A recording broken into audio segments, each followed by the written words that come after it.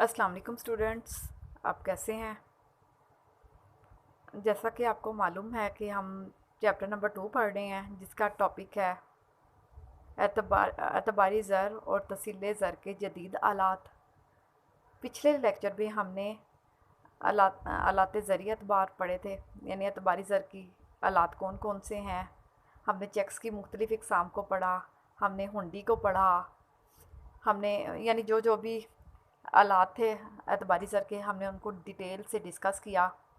लेकिन जैसे जैसे जिद्दत आती गई, डेवलपमेंट होती गई, एतबारी ज़ाहिर बात है हर चीज़ में डेवलपमेंट आने के बाद हर चीज़ रेनोवेट होती गई। आजकल टेक्नोलॉजी इतनी कॉमन हो गई है, अगर पिछले कुछ सालों से कंपैरिजन किया जाए तो उससे हम बहुत ज़्यादा आगे जा रहे हैं। तो इसी के साथ जैसे जैसे डेवलपमेंट होती गई, बैंकिंग सिस्टम भी डेवलप्ड होता गया। आज का जो हमारा टॉपिक है वो इसी तरह से है कि एतबारी ज़र और तसील ज़र के जदीद आलात। प्रीवियस में तो हमने जस्ट हालात पढ़े थे ना, कि अब कौन सी ऐसी यानी चेंजिंग्स आ गई हुई हैं, बहुत सारी अब ऐसी चीज़ें बन गई या सहूलियात पैदा कर दी गई हैं कि ये सारा सिस्टम बहुत आसान हो गया है, डेवलप्ड हो गया है।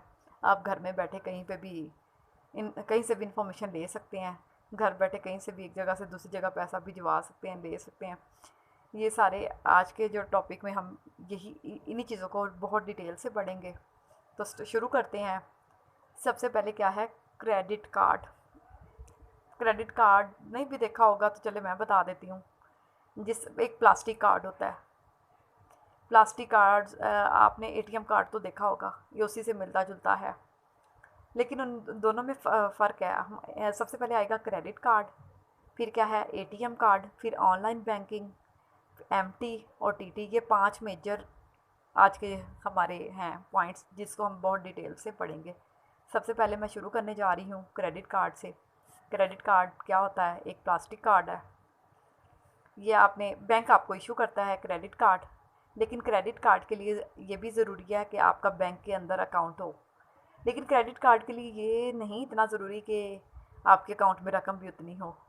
क्रेडिट का मतलब ही उधार होता है। तो इसमें ये कैसे काम करेगा? आप बैंक गए, आपने क्रेडिट कार्ड बनवा लिया, आप कहीं पे भी शॉपिंग करने जाएंगे तो आपको कैश साथ रखने की ज़रूरत नहीं होगी। आप अपनी सारी पेमेंट कहाँ से करेंगे? क्रेडिट कार्ड से।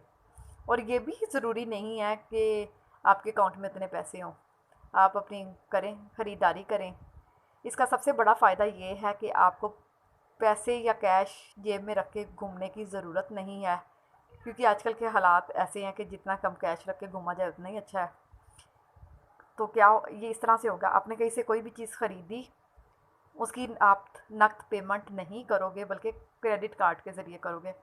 क्रेडिट कार्ड आपने दिया, अच्छा जी, वो जो अमाउंट जितने की भी आपने ख़रीदारी की होगी वो ऑटोमेटिकली आपके अकाउंट से, नहीं बैंक वो क्या करेगा, वो सारी अमाउंट ट्रांसफ़र कर देगा उसी शॉपिंग सेंटर में। मंथली आपने जितनी भी शॉपिंग की जब एक महीना पूरा हो जाएगा तो क्या होगा, एक लिमिट होगी लेकिन इस ख़रीदारी की भी। लेट्स सपोज़ आपने 1 लाख की लिमिट का क्रेडिट कार्ड बनवाया। जब आपने 1 लाख की ख़रीदारी कर लेंगे, चाहे वो कितने दिनों में करें, तो उसके बाद ऑटोमेटिकली आपकी परचेजिंग बंद हो जाएगी। आपने पूरा 1 माह जो भी ख़रीदा, आपने नकद उसकी पेमेंट नहीं की, उसकी पेमेंट आपकी किसने की है? बैंक ने। अब जब महीना ख़त्म हो जाएगा, बैंक आपके नाम पे वो सारी ख़रीदारी का बिल बना के आपको दे देगा। तो फिर वो आप सारी अदायगी किसको कर देंगे? बैंक को। ये तो हो गया क्रेडिट कार्ड। अब हम पढ़ेंगे एटीएम कार्ड क्या होता है। अच्छा, थोड़ा सा आपको यहाँ पे ये बताती चलूँ, एटीएम कार्ड और क्रेडिट कार्ड में सबसे बड़ा फ़र्क यही है कि क्रेडिट कार्ड के लिए ये ज़रूरी नहीं कि आपके अमाउंट में रकम हो, लेकिन एटीएम कार्ड के ज़रिए आप उतनी ही रकम निकलवा सकते हो जितनी कि आपके अकाउंट के अंदर मौजूद हो। क्रेडिट का मतलब उधार है, लेकिन एटीएम कार्ड उधार की सहूलत नहीं देता। आजकल जितना सिस्टम डेवलप हो गया हुआ है, आप अपनी ख़रीदारी एटीएम कार्ड से कर सकते हो। पेमेंट एटीएम से की जा सकती है, बजाय कि कैश को साथ लेके घूमा जाए। ये चीज़ हमारे लिए बहुत आसान हो गई है कि आप एटीएम कार्ड के ज़रिए भी पेमेंट कर सकते हो। अब एटीएम कार्ड किस तरह से फंक्शन करता है, इसका यही, आपने एटीएम मशीन हर जगह होती हैं, हर बैंक के साथ। आप अपना कार्ड लेके जाएं, मशीन में डालें, मशीन सबसे पहले तो आपसे आपका सीक्रेट कोड मांगेगी। आपने वो कोड 4 डिजिट कोड होता है, आपने एंटर कर देना है। एंटर करने के बाद आपसे डिमांड की जाएगी कि आप कितनी अमाउंट विड्रॉ कराना चाहते हो। आप वो अमाउंट लिखोगे, ओके कर देंगे, और वो सारी रकम क्या होगा मशीन के ज़रिए आपके पास आ जाएगी।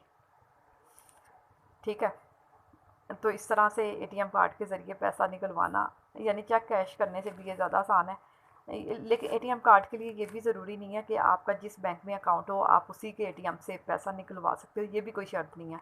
आप किसी भी बैंक के एटीएम से कैश निकलवाते हो, लेकिन थोड़ा सा बस यही होता है कि जब आपका अगर एचबीएल में अकाउंट है, आपने एचबीएल से कैश निकलवाया, तो आप पे कोई टैक्स या इजाफी रकम आपसे वसूल नहीं की जाएगी। लेकिन अगर आपने किसी और बैंक का एटीएम यूज़ किया, तो उसके लिए आपसे अलहदा से रकम चंद रुपए आपसे ली जाती है। फिर वो सारी रिस्पॉन्सिबिलिटीज़, अगर आपका एचबीएल में अकाउंट है, आपने रकम निकलवा दी अलाइड के एटीएम से को यूज़ करके, अब ये एचबीएल ऑटोमेटिक आपकी क्या होगा, ज़ाहिर बात है जब आपने अलाइड से रकम निकलवाई, फिर क्या होगा, जो आपके अकाउंट से उतनी ही रकम 10,000 आपने अगर निकलवाई, वो एचबीएल ट्रांसफ़र कर देगा अलाइड के पास। ये इस तरह से ये सिस्टम वर्क करता है। ये भी एक प्लास्टिक कार्ड होता है, इसकी भी एक टाइम में एक रकम निकलवाने की एक लिमिट होगी। अगर उस लिमिट से ज़ायद कैश आप निकलवाना चाहेंगे, तो फिर आपको क्या होता है, आप पे टैक्स पड़ जाता है। हर बैंक की अपनी लिमिट होती है कि आप एक टाइम पे कितने पैसे निकलवा सकते हो। और एटीएम के ज़रिए भी हम ख़रीदारी कर सकते हैं। हम अपनी पेमेंट कैश की बजाय एटीएम कार्ड से भी पे कर सकते हैं। फिर तीसरा देखा जाए ऑनलाइन बैंकिंग। जैसा कि आपको मालूम है कि कोई भी आपको इन्फॉर्मेशन चाहिए हो, आजकल कंप्यूटर की तरक्की की बदौलत बैंकिंग सिस्टम भी ऑनलाइन हो गया है। आप घर बैठे अपनी पेमेंट्स, अपनी फ़ीस, ये सब कुछ सबमिट करवा सकते हो। ऑनलाइन बैंकिंग ने कारोबार को बहुत आसान बना दिया है, और ऑनलाइन बैंकिंग ही की बदौलत आपको ये मतलब सहूलत हो गई है कि आपको बैंक के इतने चक्कर नहीं लगाने पड़ते। आपने जो भी लेन देन करना है उसकी रफ्तार भी क्या हो जाएगी, पहले से तेज़ होगी। और ज़ाहिर बात है जब एक काम तेज़ रफ्तार से होता है तो उस चीज़ की इस्तात भी क्या हो जाती है, बढ़ जाती है। पहले पाकिस्तान का जो बैंकिंग सिस्टम है ये डेवलप्ड बैंकिंग सिस्टम में आता है, यानी पाकिस्तान का बैंकिंग सिस्टम अच्छे सिस्टम में से ही एक है। ऑनलाइन बैंकिंग ने बहुत सारे काम आसान कर दिए हुए हैं। अब लोगों को ये मशक्क़त नहीं करनी पड़ती कि वो लंबी लंबी लाइनों में लगें। ऑनलाइन बैंक ने इस चीज़ को भी आपके लिए आपको बहुत सहूलत फराहम कर दी है। अगर बैंकिंग सिस्टम ऑनलाइन जब नहीं होता था तो उस वक्त रिस्ट्रिक्शन थी ना कि आप अपना कोई भी काम बैंक एक लिमिटेड टाइम होता है कि आप ये काम 5 बजे तक करवा लें या ऑफ टाइमिंग तक। लेकिन ऑनलाइन बैंकिंग ने इस चीज़ को भी इस मुश्किल से भी आपको निजात दिला दिया है कि 24 घंटे आपको सहूलत रहती है कि आप कोई भी पेमेंट कर रहे हो या लेन देन कर रहे हो, आप अपने एटीएम से किसी को रकम ट्रांसफ़र कर रहे हो, तो किसी भी वक्त 24 घंटों में आप आसानी से ये काम कर सकते हैं। इसमें यानी कोई रिस्ट्रिक्शंस नहीं है, टाइम की भी पाबंदी नहीं है। तो ज़ाहिर बात है जब से ऑनलाइन बैंकिंग सिस्टम हुआ है तब से लोगों के लिए सहूलत है। आपने कहीं लेन देन करना है तो वो भी रफ्तार पहले से तेज़ हो गई है, और जब आपका लेन देन एफिशिएंट होगा तो आपकी इस्तात या आपकी एफिशिएंसी भी क्या हो जाएगी, पहले से ज़्यादा। ठीक है, अब हमारा जो नेक्स्ट है एतबारी ज़र का जदीद आलात में से ही आता है एम टी। एम टी का क्या मतलब है, मेल ट्रांसफ़र। इसका एम टी मेल ट्रांसफ़र का यही मतलब है कि आपकी रकम की मुंतकिली। ठीक है, यानी बैंक के ज़रिए बैंक ऐसी मेल ट्रांसफ़र कर देता है। लेकिन ये मैं आपको बताती चलूँ, जो एम टी है ये इसकी सहूलत ग्राहकों को नहीं दी जाती है। एम टी की सहूलत सिर्फ बैंकों का आपस में लेन देन करने के लिए इस्तेमाल होती है। अब बैंकों का आपस में लेन देन किस तरह से होता है, आपको अच्छी तरह मालूम है कि हमारा अकाउंट चाहे एचबीएल में हो, लेकिन हम अपने एटीएम को यूज़ करते हुए किसी भी बैंक से अपना पैसा निकलवा सकते हैं। बाद में ये तो अंडरस्टूड है ना कि उस चीज़ को बैलेंस भी तो करना है ना बैंक्स ने आपस में, तो वो किस तरह से बैलेंस होना है। तो ये एम टी मेल ट्रांसफ़र की सहूलत मैसर किनको होती है, सिर्फ बैंक्स को, जिन्होंने आपस में लेन देन करना है ये सहूलत भी सिर्फ उसी को मैसर आती है, इससे आम लोग इस्तेफ़ादा नहीं कर सकते। और ये भी रकम की मुंतकिली का एक महफूज ज़रिया है कि इसमें बजाय के कैश पेमेंट नहीं करते, बल्कि एक शीट बना दी जाती है जिसमें आपका लेन देन क्या हो जाता है, बैलेंस, कि हर एक रिकॉर्ड होगा ना जहाँ पे सारे बैंक्स की एंट्रीज होगी, किसने किसके बैंक से निकलवाया। फिर जाहिर बात है अगर मेरा अकाउंट HBL में है, मैंने अपने अपने ATM से ऑपरेट किया अलाइड बैंक के ज़रिए, तो ये अब जाहिर बात है जब अलाइड बैंक ने वो रकम मुझे प्रोवाइड कर दी, अब वही अमाउंट जो मैंने अलाइड के ATM से विड्रॉ कराई है वो HBL यानी कि मेरा बैंक कहाँ करेगा ट्रांसफ़र, अलाइड के अंदर। इसी तरह ज़ाहिर बात है कि ये तो सैकड़ों क्या लाखों की तादाद में यही होता है कि हमारा जिसमें अकाउंट होता है हम एग्जैक्टली उसी ATM से अपना पैसा नहीं निकलवाते, या हमने कोई क्रेडिट कार्ड के ज़रिए ख़रीदारी की है तो हमने तो पेमेंट नहीं की, तो फिर बैंक ने क्या करना होता है कि वो पेमेंट उन जगहों को करनी होती है जहाँ से हम लेन देन कर रहे हैं। तो ये सारा सिस्टम, लेकिन जो हम MT की बात यहाँ पे करने जा रहे हैं, तो ये बैंक्स ने आपस में जो ट्रांजैक्शन या आपस में लेन देन करना है वो वो किससे करना है। जब एक बैंक का क्रेडिट शॉर्ट हो गया या बैंक ने आपस में इवन के लोन भी लेना देना हो, तो वो जिस तरह से पैसा एक जगह से दूसरी जगह ट्रांसफ़र करते हैं उसको क्या कहते हैं, MT। ये बैंक्स का ही आपस का लेन देन का मामला है जिसको हम MT के ज़रिए करते हैं। बाकी जैसा कि मैं आपको बता चुकी हूँ ये सहूलत ग्राहकों को नहीं मैसर। अब हम बात कर लेते हैं TT। TT का मतलब होता है टेलीग्राफिक ट्रांसफ़र। अब ये किस लिए बनाई गई है, आपने ज़ाहिर बात है जब कोई भी चीज़ किसी और मुल्क से, अपने मुल्क में बैठे हुए किसी भी मुल्क से कोई चीज़ ख़रीदी है तो आप उसको कैश पेमेंट तो नहीं करेंगे, उसके लिए भी डेफिनेटली कोई ऐसा सिस्टम ही है। ये एतबारी ज़र वैसे तो ज़र तो नहीं ना होता, ये तो ऐसे इंस्ट्रूमेंट है जो कि ज़र का काम करते हैं और आपके कारोबार को आसान बनाते हैं। और जो TT यानी कि टेलीग्राफिक ट्रांसफ़र है वो किसके लिए इस्तेमाल होता है, गैर मुल्की लेन देन के अंदर।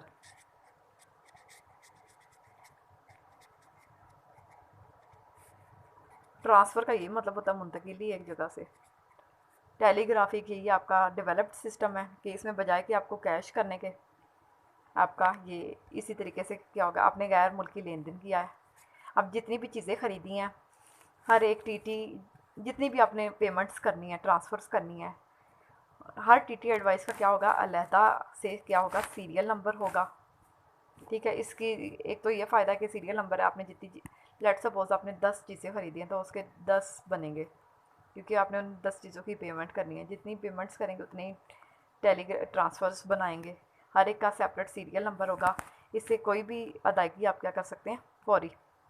और TT जारी करने वाले दो चीज़ें हैं ना, एक तरफ तो पेमेंट की जाती है, एक तो दो एंट्रीज होती है ना, अगर ख़रीदार है एक तरफ तो दूसरा तरफ फ़रोख्तकार होगा, एक तरफ चीज़ ख़रीदने वाला तो भेजने वाला। ज़ाहिर बात है जिसने चीज़ ख़रीदी है उसने पेमेंट करनी है फ़रोख्त करने वाले को, तो यहाँ पे भी यही सिस्टम है। अच्छा, जो TT जारी करता है उस ब्रांच के लिए क्या होता है, आउटवर्ड टेस्ट यूज़ होता है, और वसूल करने वालों के लिए इनवर्ड टेस्ट होता है। ठीक है, और ये जो सारी है डेफिनेटली एक सेटअप है कि मैंने यहाँ बैठे कोई चीज़ ख़रीदी UK से। अब ये UK में से किसी भी जगह, बजाय कि मैं उस पर्सन से डायरेक्ट कॉन्टैक्ट करूँ, अब क्या होगा, मेरा भी अगर बैंक में अकाउंट है तो उसका भी होगा, तो वो मुझे देगा, तो ये रकम क्या होगी, TT यानी इस ज़रिए से कि वो कंसर्न बैंक के पास वो अमाउंट पहुँच जाए। ये रकम की मुंतकिली का महफूज तरीन ज़रिया समझा जाता है।